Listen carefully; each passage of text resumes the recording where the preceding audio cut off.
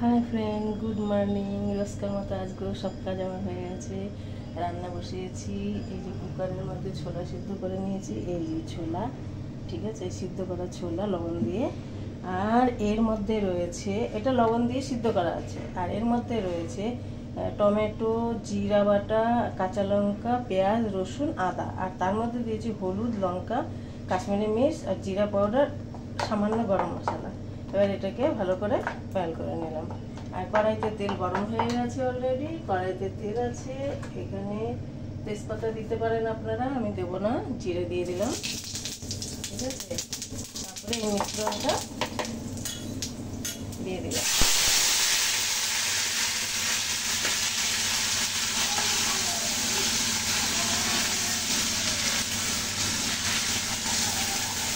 দেখতেই পাচ্ছেন তেলের মধ্যে খুব ভালো করে লবণ দেওয়া আছে, লবণ দিয়ে সিদ্ধ করে নিয়েছিলাম, ঠিক আছে। দেখুন বন্ধুরা, মশলা থেকে তেল ছেড়ে দিয়েছে। এবার আমি চানাটা দিয়ে দিচ্ছি।